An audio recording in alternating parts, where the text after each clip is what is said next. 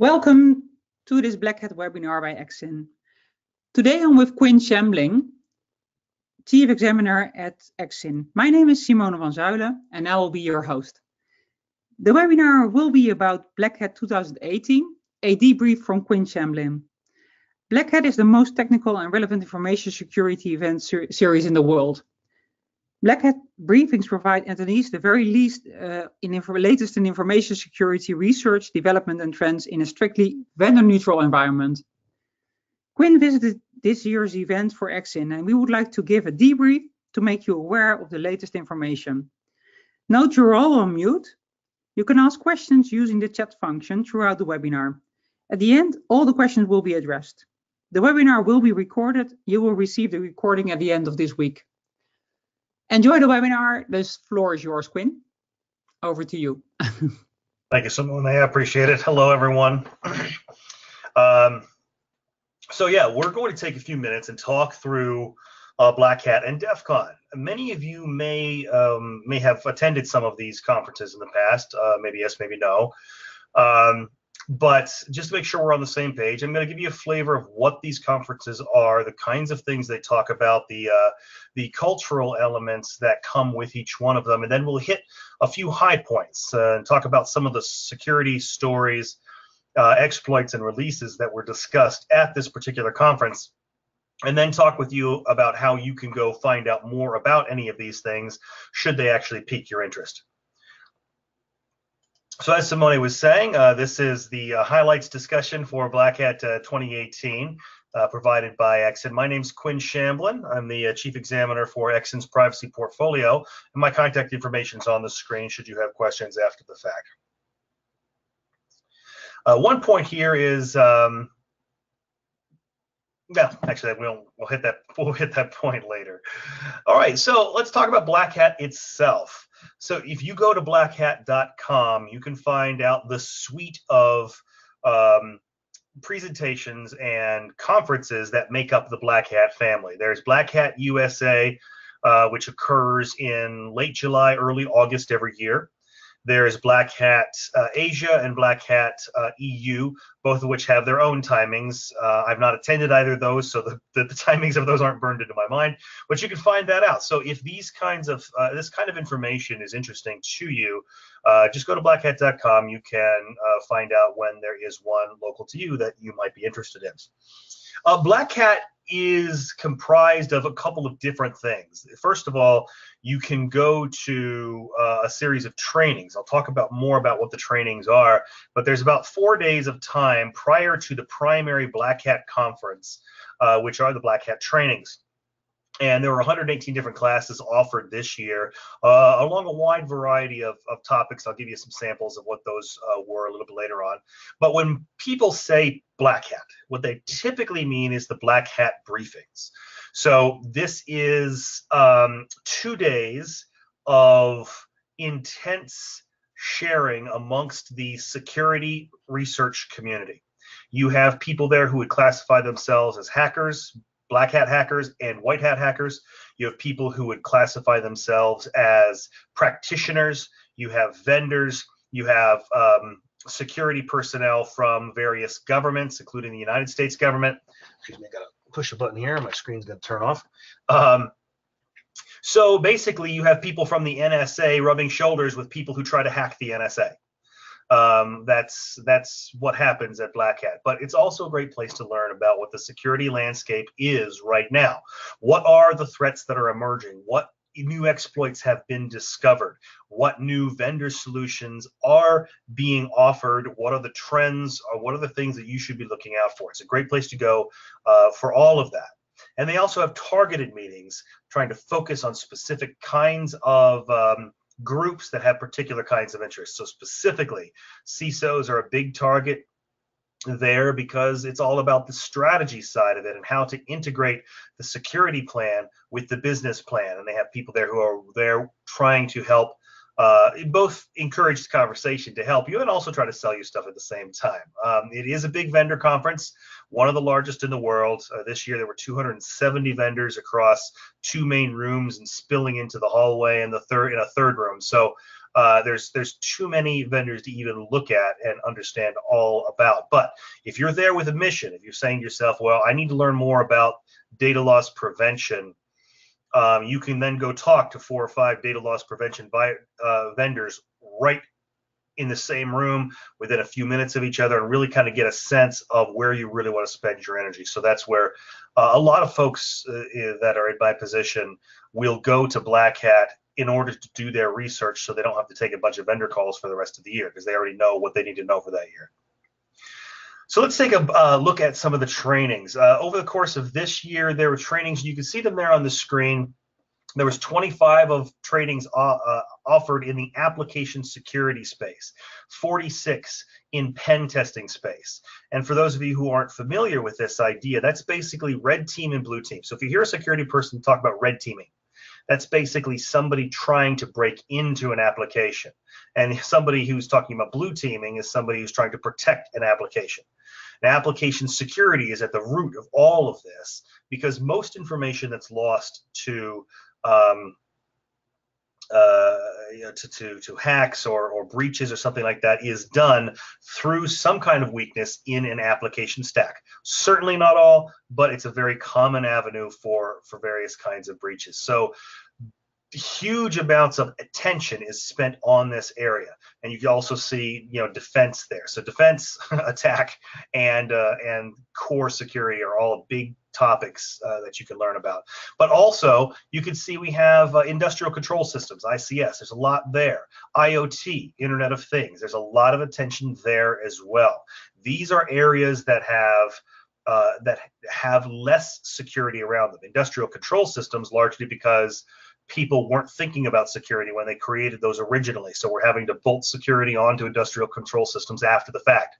And Internet of Things, market pressure is forcing companies to put things out that are internet enabled before they've done an appropriate security review on them. And those things are then entering the world, and they're very, very hackable. You can look online, you can Google, webcams that are being taken over, baby cams that are being taken over, in some cases, home automation stuff, et cetera, et cetera, et cetera. You can find story after story after story of somebody playing around with an Internet of Things device. And so it's a topic of serious conversation at Black Hat as well. What can we do about those kinds of things? What can you do to exploit it? What can you do to protect against exploitation if you're on the design side of an Internet of Things solution? So a lot of good material there for people to get live training on. Here's just a sample of some of the training titles. There's a bunch of stuff on cloud security, as one might expect, ERP, adversary tactics, how PowerShell is used to attack systems, AWS shells, et cetera, et cetera. So these are just kind of giving you a flavor of some of the more popular titles that were there. The keynote was by the director of engineering at Google, who is responsible with making Chrome stable and secure across all platforms at scale. So you're talking about Google, you're talking Apple, any of these big companies that is producing these browsers or producing services that are consumed by a large percentage of the world's population. They need to figure out ways to get this code into people's hands and yet have it be secure. And being able to do that is a unique talent, which Parisa Tabriz is very, very good at. So this was a good presentation. You can find this on YouTube. If you just YouTube the phrase Black Hat 2018 Keynote, you can go watch that and find out a little bit more about trying to design your systems to operate at scale, for those of you who are dealing with that kind of situation. Now, when we start talking about, when people say Black Hat, they're typically, as I mentioned before, talking about the Black Hat briefings. This is kind of the, for security researchers, this is the big show. People who have been doing research all year, trying to understand how systems work, hacking into systems, fixing systems, protecting systems. This is when they get to share their information with the world on one of the largest stages that the world offers. So if somebody has just figured out a brand new way to crack the iOS an iPhone and be able to get into it without using a fingerprint or face reader or something like that, they're going to want to present it here. Somebody's figured out how voting machines, are super insecure, and make some recommendations on how we might improve things. They're going to talk about it here, etc., etc. Again, I have a breakdown here of the briefings. There were 119 briefings this year, and it's 119 briefings over 2 days. So they have like 18 different tracks. So you want to spend your entire time talking about the human factors of security. You could stay in the same place the entire 2 days, listen to all the presentations on the human factors, or Internet of Things, or data forensics, or any of these topics. You can stay in a place and immerse yourself in those. But most people kind of move around. They pick the topics that seem most interesting to them. They don't typically just stay in one track. So they'll go learn a little bit about law and policy. They'll go learn about enterprise architectural structures that improve security, or smart grid stuff, depending on what they're looking for. And there's conversations about all of this stuff, both in the rooms where you're hearing these presentations and in the hallways afterwards. And you can also see the breakdown there of the numbers of presentations in these various areas. It reflects a little bit what the interest level is in the community in these topics.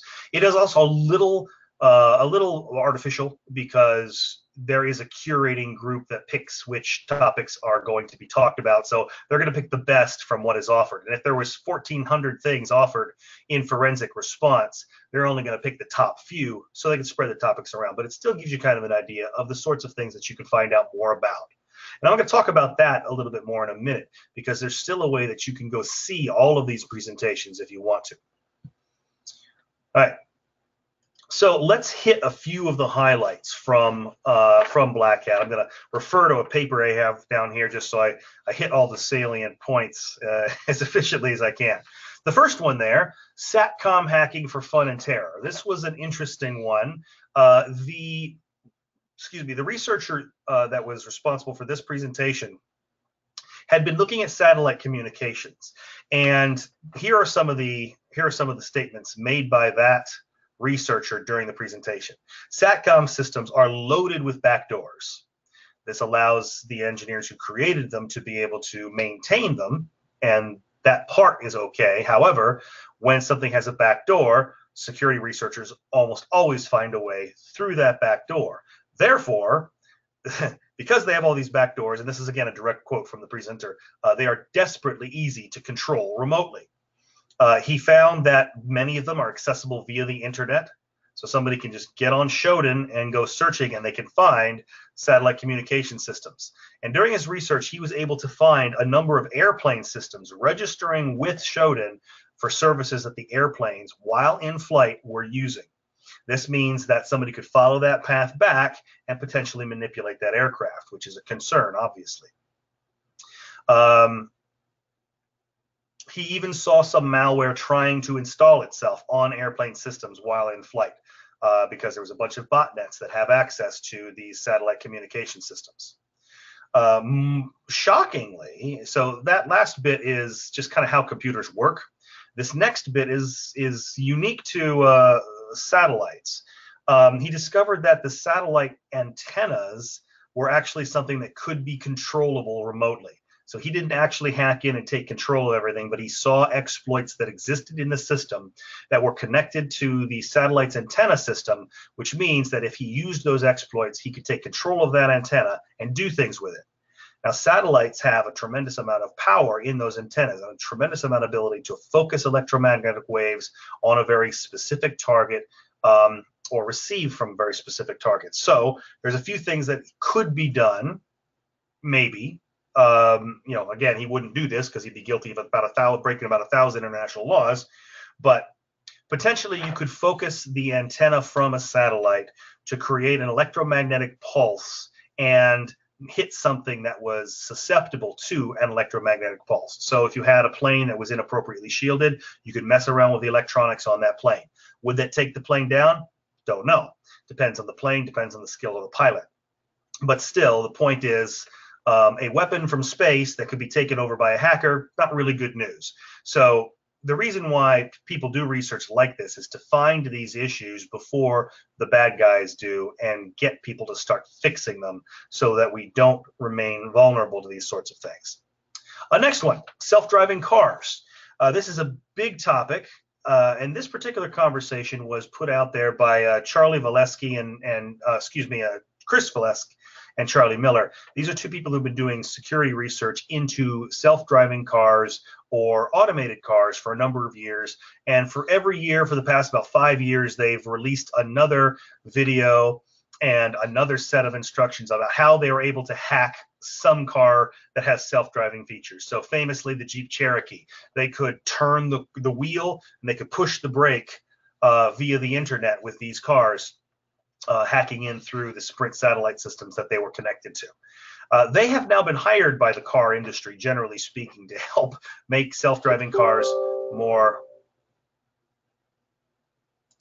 Something happened with my screen for a moment. Am I back? Yes, you are, Quinn. Okay.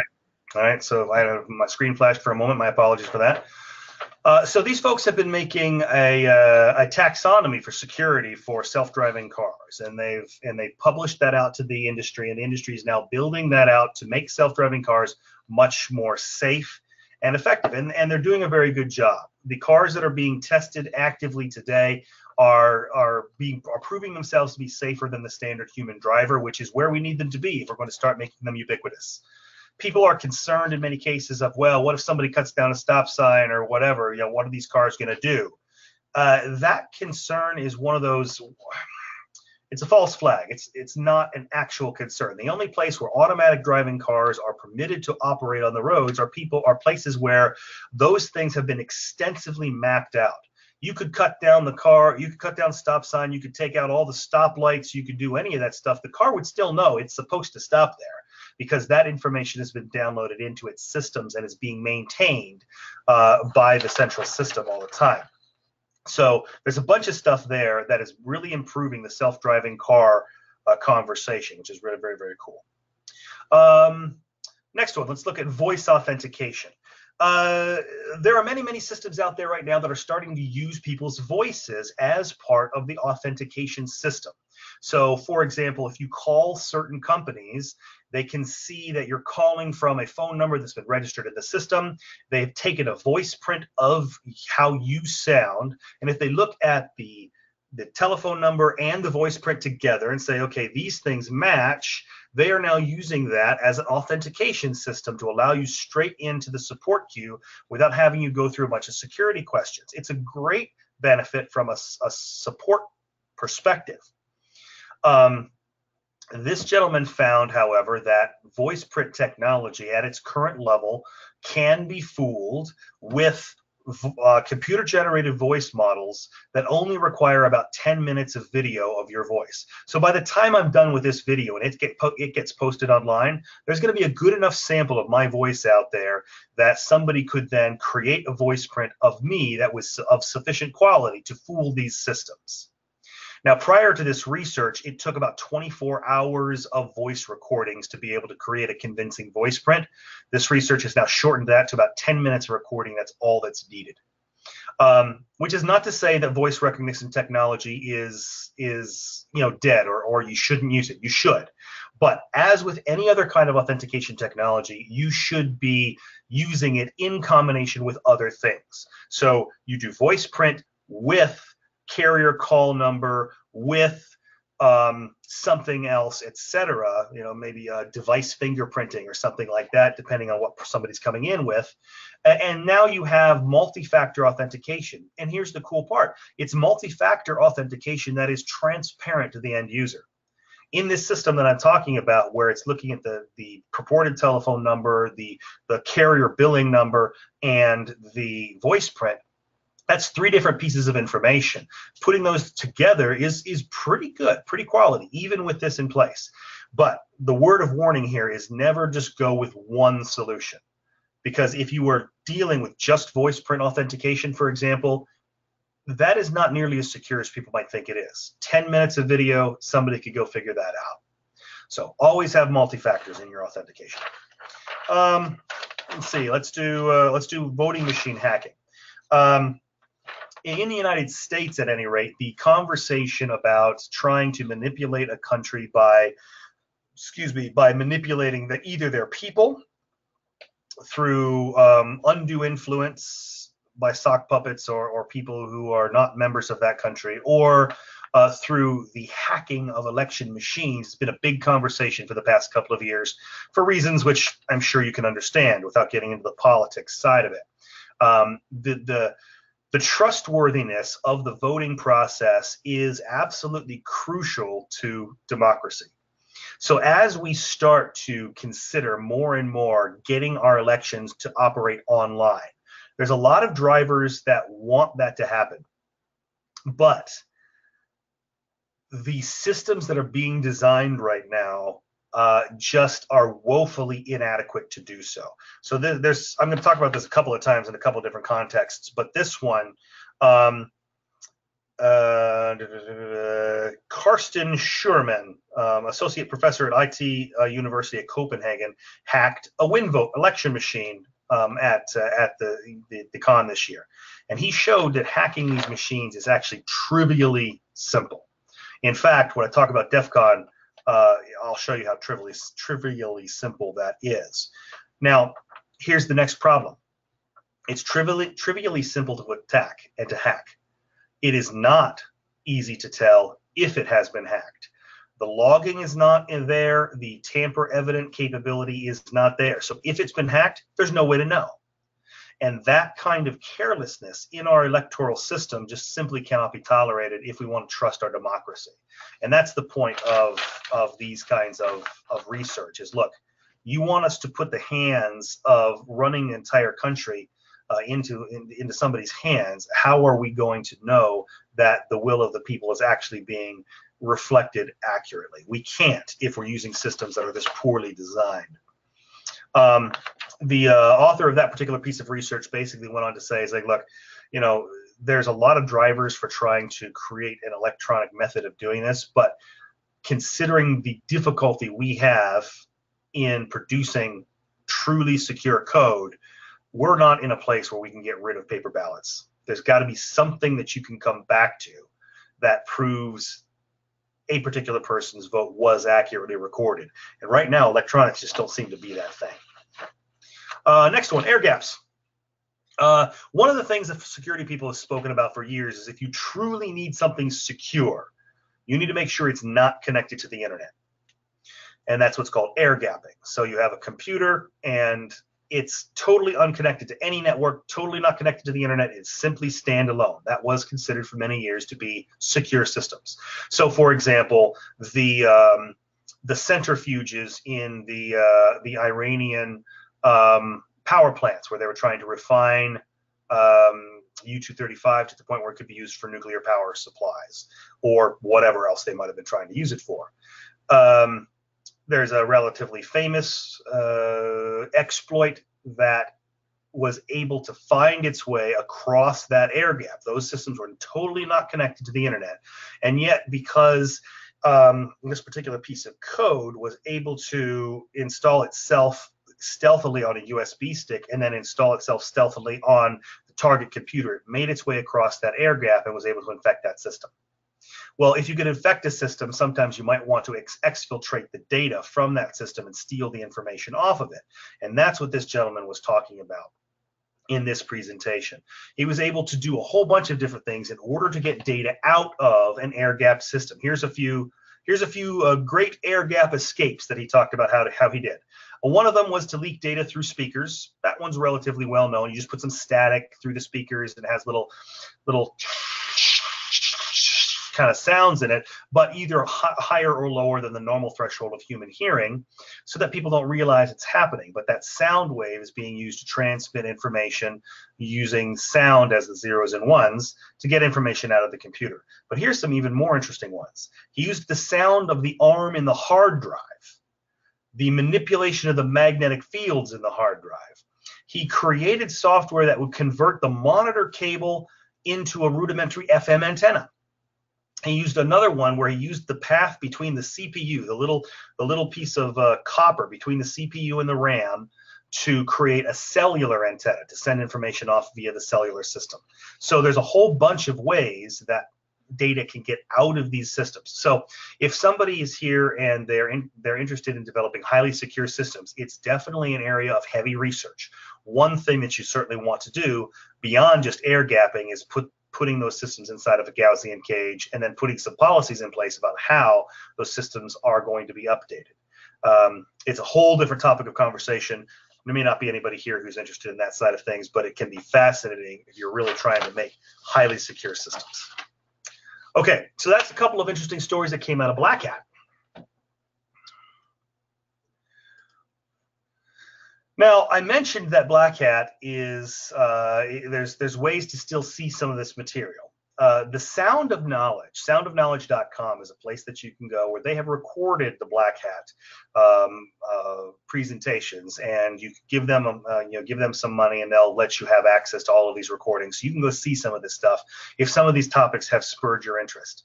I'll give you a link later on that'll show you how to go in and find all the abstracts so you can read through what was presented and decide whether that investment's worth it to you or not. I just wanted to mention that that is something that's coming.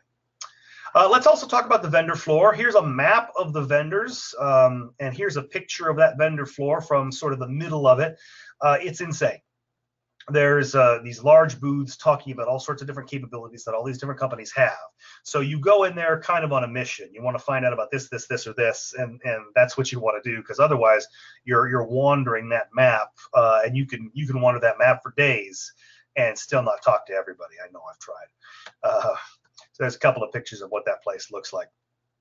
Now, here's kind of an interesting story from this Blackhat. You probably, well, I don't know what kinds of news make it across international borders, but there's a bit of mistrust between China and the United States right now in the cyber defense world.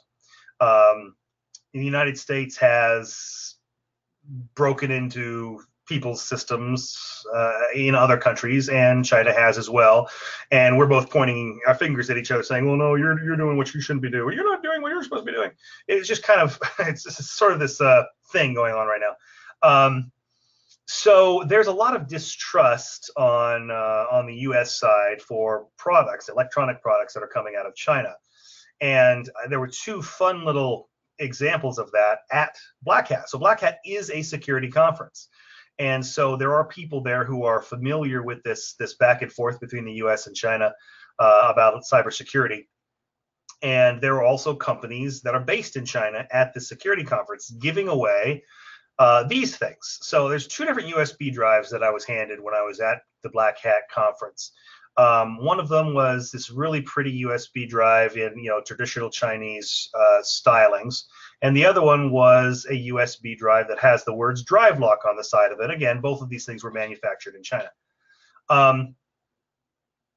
Those of you on the phone who've done cyber defense in the past may recognize the fact that USB drives are pretty much one of the most effective ways of getting past a tremendous number of the security controls that exist on any given system. So whether it's Windows or Mac or even Ubuntu or some other kind of Linux variant, if you can trick somebody into sticking a USB drive that has been properly prepared into that system, it bypasses many, many, many controls, and it's a very effective way of infecting a system. So I wouldn't be horribly shocked if I was idiotic enough to stick that drive lock into my computer that it would actually lock my drive. I suspect that the side of that is not just a company name, it's actually accurate advertising about what might happen there. I don't know. I'm not going to go do it. My suite of tools designed to help detect malware and deconstruct it is a little out of date, so I'm not going to go plug that in. But the point is that even that if you choose to go to one of these security conferences, tchotchkes, giveaways, toys are very, very common. Be a little careful about what you take and what it is you use it for. So who knows, these things might be entirely innocuous. I wouldn't know. I'm not going to try them. Little too suspicious on my side. All right, let's talk about DEF CON. Now, DEF CON is produced by the same people who produce Blackhat. Well, Blackhat has now been sold to a different company, but it was the same people for many, many years.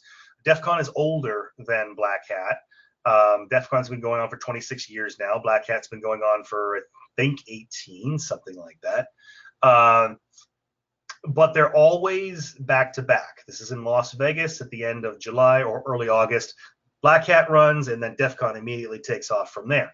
And the primary reason is that many security people really have two different sides to their personality. They enjoy the security research, they enjoy the consulting, they enjoy helping companies figure out how to do things better and more securely. But on the other hand, many of them also enjoy breaking things, doing that security research, doing hacking. So DEF CON is less about being a security researcher and more about being a hacker. So the culture there is tremendously different than it is at Blackhat. Blackhat is very professional, vendor supported, vendor driven. DEF CON has almost no vendors whatsoever. Somebody dressed up in a suit's just going to look totally out of place. It's black T-shirts and bad hygiene and whatever else, whatever stereotypes you want to throw at that. It has those. But to give you a sense of what that different culture is, the theme in 2018 was surveillance. Privacy is equality. Now, saying that to a bunch of folks who are from the EU, I'm sure you're sitting there going, well, yeah, of course it is. Duh. Saying that to people from the United States who have a different philosophical background, which again, we can argue about that point. I'm kind of on the EU side on this one, but a lot of people in the US aren't. So this is kind of an unusual message to them. But it's one thing that a lot of people in the security community very much believe in. So stay anonymous was a message that was on a lot of t-shirts. And it's why the Tor browsers are not considered by security people to be a huge negative thing. Again, at DEF CON, there's a huge number of different kinds of conversations. There are far fewer tracks at DEF CON. There's like 4 different tracks instead of 18. So there's fewer presentations, but there are also places where you can go to learn some really startling things. One of the more interesting ones was in the area of blockchain. You might know what blockchain is, you might not know what blockchain is, but it's the technology that underlies cryptocurrencies like Bitcoin. And there's some qualities about blockchain that are absolutely crucial in order for you to be able to trust it. Some security researchers show that the second most popular technology, a blockchain technology on the planet, if you just install it and use it straight out of the box, it's totally insecure. You could manipulate it as much as you shouldn't be able to do, you can. So if you're installing blockchain, make sure you get somebody who knows blockchain, who's certified in blockchain, and who understands that just because you've installed a piece of software doesn't mean that piece of software is secure. You need to do some things with it. So there was a couple of pretty interesting things there. Some fun Bluetooth hacking stuff was there, and as always, a huge number of hacking demonstrations and people releasing security tools. 42 new exploits were released during DEF CON this year, 53 new tools, and I say tools like that because sometimes the tool is the exploit. This is how you break Mac OS via Safari, for example. Here's the code you need to do that. That kind of stuff was released during DEF CON. There's also a lot of contests there. People from all over the world who are good at a particular aspect of cybersecurity and hacking come together to pit their skills against each other. So there's a bunch of different kinds of contests there. Hacking a car, cracking a bunch of passwords. You're handed millions of passwords. How many passwords can you crack within a certain amount of time? Social engineering. Can you call X number of companies and get them to reveal some kind of sensitive information about the company? Can you break into a database? Schemaverse championship. Pwn to own is one that I don't have on here that happens almost every year, where the first person who hacks into this brand new laptop, top of the line laptop, fully patched, fully up to date, the first person who hacks it can take it home. Macs almost always lose that conversation, getting hacked in 15 seconds, and somebody just takes it home. It's almost always the case. It's kind of interesting. So a bunch of different contests there, and you can learn a tremendous amount about these skills by going to these contests, and you can see what people have done. They also have a bunch of villages. You can spend your entire con at one of these villages if you want to, learning about these concepts. Do you want to know how IoT works, how to manipulate it, how to break into it? How about cryptography and privacy, or you want to do physical security? Let's talk about how locks work. Learn how to lockpick, learn how to get through locked doors if you're doing physical penetration testing of a company. Again, social engineering, how that works, what kinds of techniques tend to work effectively on people. Doing hardware hacking, how to take apart a circuit, understand what's going on in the circuit, and install what you need to install into that circuit in order to be able to manipulate it. Voting machine hacking was a new village this year, and that was one that had some pretty interesting pieces of news, which we'll hit in just a second. Approximately now, in fact. So here's a couple of stories that came out of DEFCON. Similar to Blackhat, people are releasing new information about what's going on at DEFCON. Unlike Blackhat, sometimes the stuff at DEFCON is a little less socially responsible than the stuff at Blackhat, but that's just kind of what it is. The first one is interesting. The Teddy Ruxpin has been re-released and is now Internet of Things compatible, meaning that you can personalize your Teddy Ruxpin. It can call your kid by name, it can read him a story that downloads online, etc., etc. And its eyes can change depending on what the story requires. Well, a person was able to show how a Teddy Ruxpin could be hacked. They changed the Teddy Ruxpin's eyes there to the DEFCON logo. You could see it on the screen. And they had Teddy Ruxpin screaming the phrase, "Hack the planet! Hack the planet!" which those of you who've been in cybersecurity for a long time might recognize as a quote from a movie called Hackers that was released in 1995. So kind of a cult classic among people who like that kind of stuff. Next one, the Amazon Echo.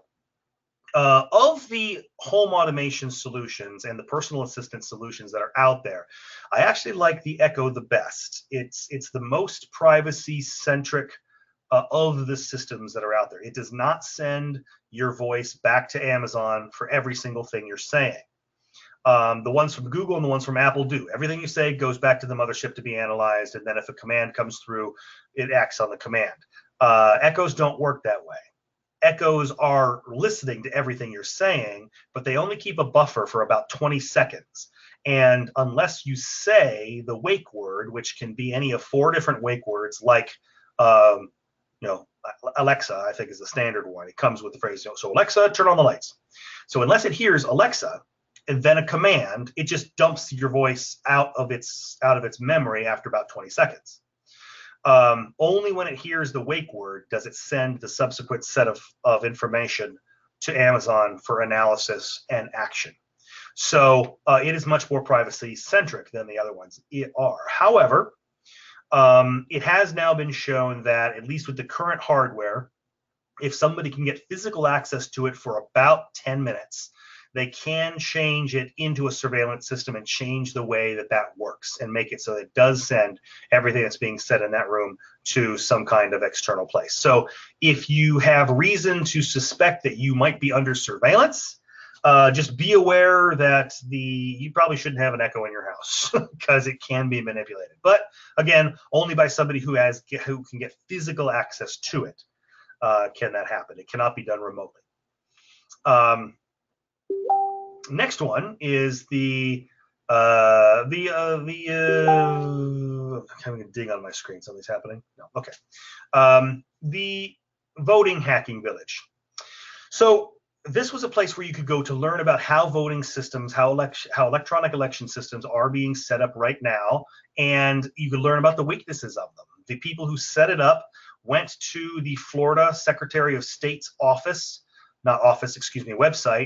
They looked at the code that was there. They ran a bunch of security tests against that code. They found a whole bunch of weaknesses that existed in the actual Florida Secretary of State's website for voting.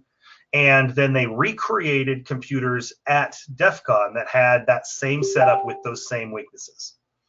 And those systems were then used as part of this hacking village. And after a little bit of training and coaching, an 11-year-old was able to hack into these systems. And it didn't take them long to do it. I think it was like a 20-minute thing, something like that. So this is what we mean by the fact that when we're starting to talk about elections, and we're starting to talk about trying to make them be driven through electronics, this needs to be handled with the utmost seriousness, and systems need to be heavily vetted by a wide variety of security people with a wide variety of backgrounds in order to ensure that they could be even remotely trusted. And they have to have tremendous auditing and non-repudiation capabilities in the back end so that we can easily detect it if somebody's trying to manipulate the system. It's an incredibly important thing for us as a global society to understand and get behind. Just on the voting machine conversation, there was another one, was a physical voting machine that was then hacked by the security researcher and turned into a jukebox with the Illuminati GIF on it instead of the voting material. So again, this one you could again hack into remotely and manipulate, but this one was a physical system instead of a website. And finally, we have a capability that now we as the world have started to leave ourselves open to, and that's kind of this presentation was interesting because he took a really grandiose approach to it. He talked about supervillain attacks. So in movies, you have supervillains trying to destroy entire cities. That's like a thing. Well, as we have become more and more automated, cities as well have been investing in trying to get greater and greater automation. You have cameras at intersections. You have sensors in the sewers detecting water levels so that sluice gates can be opened or closed automatically, or the dams can be raised. The gates of the dam can be raised or lowered in order to allow more water from the aqueduct into the system, et cetera, et cetera, et cetera. There's many ways that automation at the city level is being embraced. This gentleman's point was that these systems, like it seems everything else that's being put out right now, is being put out without due consideration to security. And he was able to show across a survey of 4 different cities, they found systems in place at these 4 different cities that had 17 different vulnerabilities in them, 9 of those 17 vulnerabilities are considered critical in nature. And usually when a security person says the phrase critical in nature, that means that it is something that will allow an external party, usually remotely, to be able to take over that system and do with it whatever they wish. So change the way the system is intended to work. So they were able to show how they could take over the sensors in the sewer systems that were showing how much moisture was flowing through the system, and change the readouts of those sensors. And by doing so, they could cause the system to lower the sluice gates on the dam, pumping much more water into the system than was there before. And their point was that if you did this, you could make the system flood the city. So we need to be paying attention to security of these systems as they're being designed, how they work, how they interact, how one system can impact another system with or without human intervention or approval, et cetera, et cetera. And finally, on the Mac side of things, since everybody always thinks that Macs are so much more secure than Windows systems, I hate to disabuse you of that fact. It's not true. Macs are just as vulnerable as Windows systems. It's just that for many years, Windows systems were way more popular. They had a way bigger slice of the market share, and therefore that's where the hackers spent all their time. Well, that's no longer as true. The market share is still heavily PC, but there's many more Macs out there, and so hackers are now spending a lot of time on Macs as well. This release was a kind of malware that can take over a Mac operating system before you've ever logged on to it, even for the first time. So it allows the hacker to install any code they want to. The point of this one is that whenever you're setting up a system for the first time, You need to do that activity on a secure network. Don't do it at McDonald's. Don't do it at Starbucks, or wherever you have internet cafes in the EU, where you can just go some random place and get connected to Wi-Fi. That is not the place to set up your computer for the first time.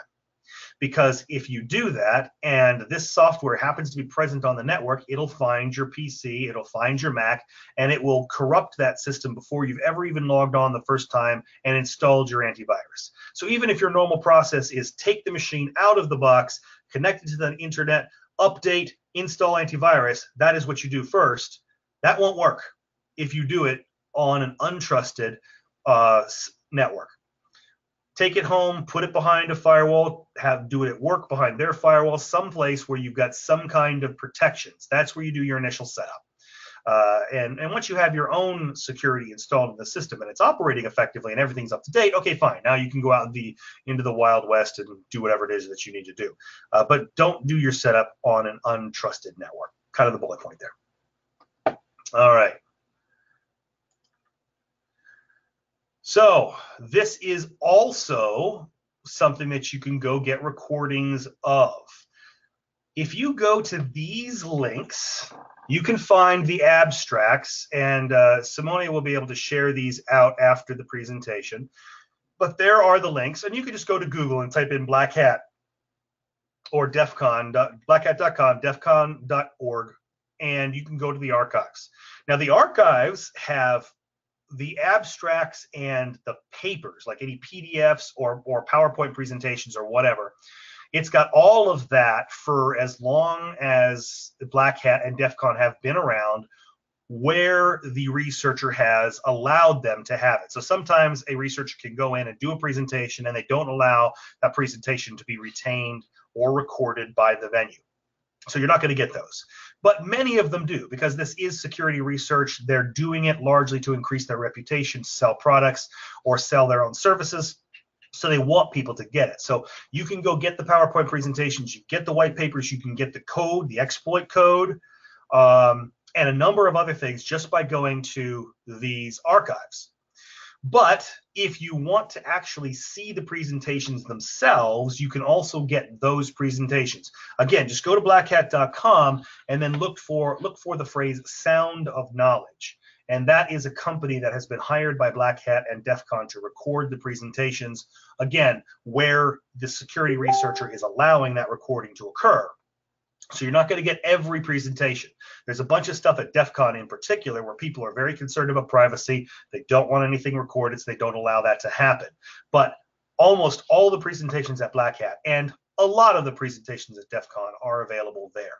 So as a follow-on to this conversation, if any of the things I've said to you strikes your interest or honestly strikes terror into your heart like it does for a lot of people, there's a lot of scary stuff that's happening out there. You can go find out more about what is available by looking at the abstracts, and if that's interesting to you, you can go watch the presentations themselves via Sound of Knowledge. Okay, that is the where we end my part of the presentation here. If there are questions, I have not seen any pop in through chat, but feel free to go ahead and put those questions in there. And I'll turn it over to Simone to talk a little bit about EXIN's privacy and data protection suite. And then when she's done with what she needs to say, I'll come back online and answer any questions that have come up through here chat. Thank you, everybody. I appreciate your time. I appreciate your attention. Go out there and stay safe. Thank you very much, Quinn. I will just pop up my slide quickly. So here it is. We will get to the questions as Quinn said in a minute. I will just quickly run through how it can help. New DPO, so data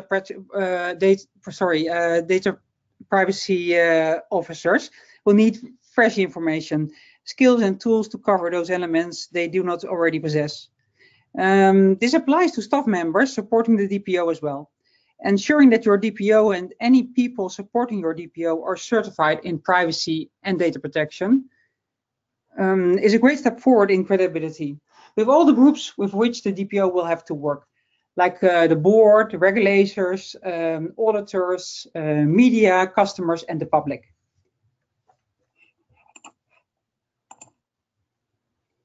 EXIN provides independent accreditation and certification. We offer certifications on 2 levels. It's a foundation level and a practitioner level. Building the knowledge base required for the role of the DPO, the Data Protection Officer. Our exams are vendor neutral. Certifications higher than foundation require practical elements. Demonstrated practical competence is a hallmark of what we do at EXIN. Recertification is not required. We also offer the certification of privacy and data protection essentials to have a basic understanding of data protection and the European legal requirements as defined by the GDPR. Some of the benefits, there's a whole list out here, but I will just mention a few benefits when you're certified with EXIN. For an organization, it helps employees to be aware of the latest privacy and data protection rules. It's for small and large companies, and professionals are ready to apply the knowledge in order for your organization to be compliant. For individuals, the kind of benefits are that you will be certified in a high demand domain. It's a useful knowledge that can be applied internationally. So you're not really restricted to the borders of your country. You're adding value to your employer with the specific knowledge.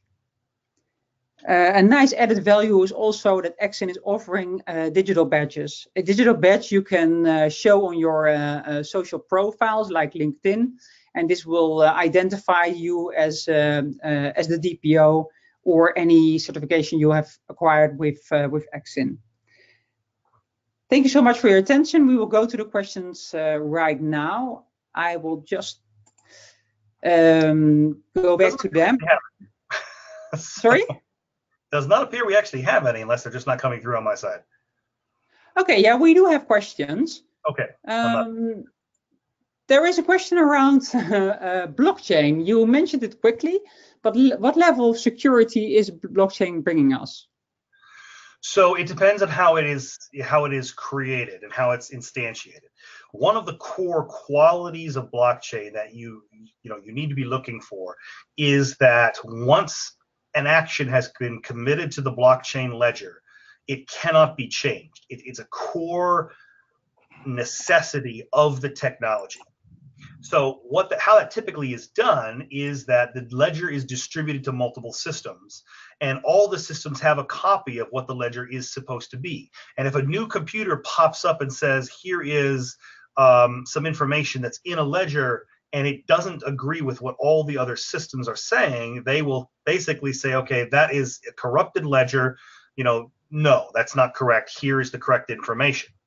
That's basically how it's, at a very high level, how it's supposed to work. However, it turns out that not every system or not every implementation of blockchain is doing that properly. So this particular presentation showed how, I can't remember if it was, I think it was Ethereum and not Hyperledger, but don't quote me on that. It was one of the two, either Ethereum or Hyperledger.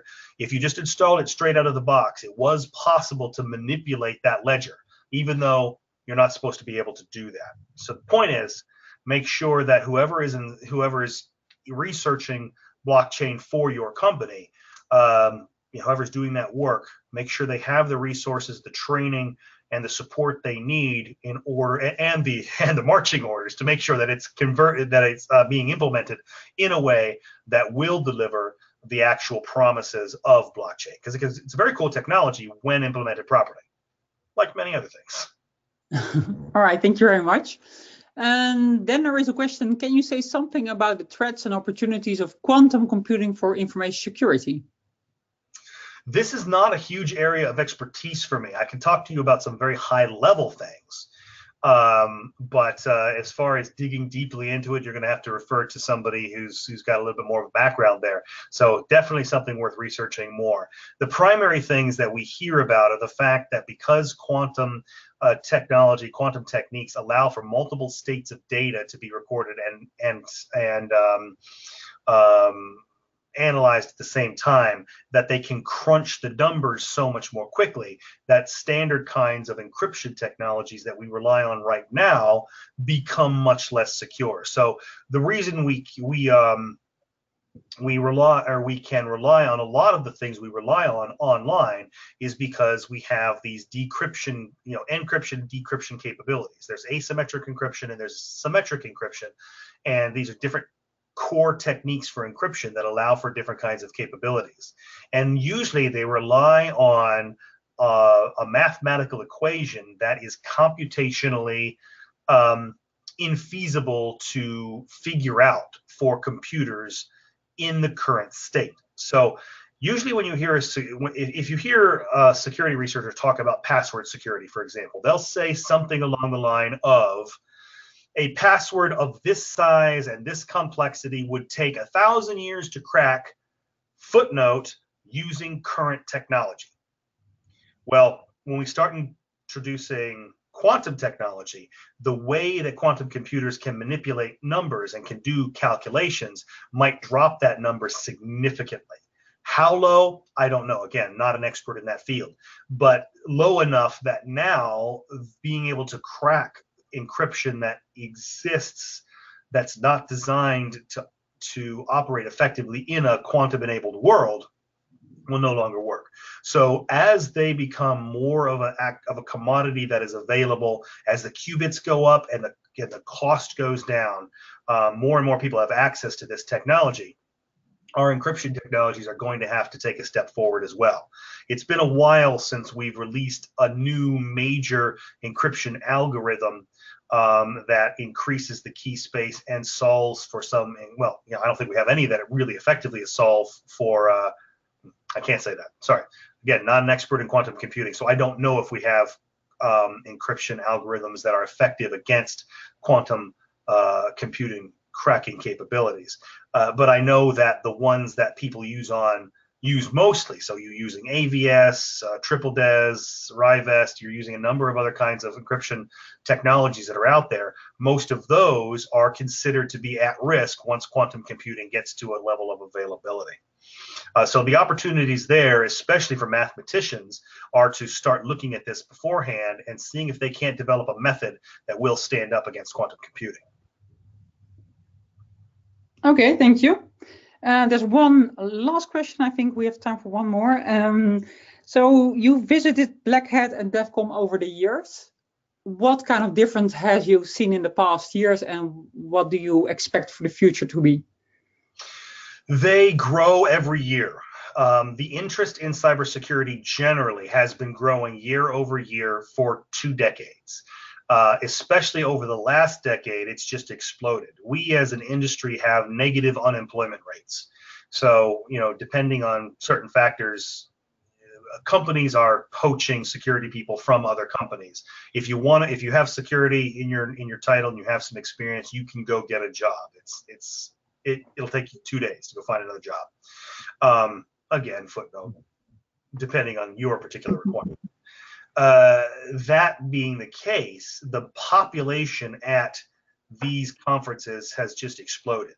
When I first started going 10 years ago, there was maybe 4,000 people at Blackhat. Last year, I think it was 22,000. Same thing with DEFCON. They're just blown up, which means that there's a lot more to learn, but it also means it can be a little overwhelming. And I expect that trend to continue for a while. Security is still nascent. It's in its late teens, effectively. It's not mature. There is attempts by many companies to consolidate capabilities, to make an ecosystem that solves everything all with one shot. Nobody's won that game yet. And until we start seeing effective ways of collapsing that capability down into fewer and fewer core technologies that offer broad suited capabilities, we're probably going to still see this. More and more vendors getting into this space, more and more people getting into this space, until we start making headway and getting ahead of everything. Once we get past that hype cycle and we start getting ahead of things, then we might start seeing things compressed down a little bit. But generally speaking, every year it's bigger, it's louder, more stuff to learn, noisier, more impressive if you like that sort of thing, more overwhelming if you don't like that sort of thing. So I guess I don't know if that answered your question. If you want to clarify your question in chat, help me understand a little bit more about what you're really wanting to know. I'm happy to reframe that, but that's my quick answer to it. Thank you so much. Yeah, it's on the top of the hour. We do have more questions, but we will answer them via email personally to the people. Thank you again so much, Quinn, for a great webinar, really insightful. We will share the recording with everybody later, and again, we will answer the questions. Thank you so much. This is the end of the webinar. Thanks, everyone.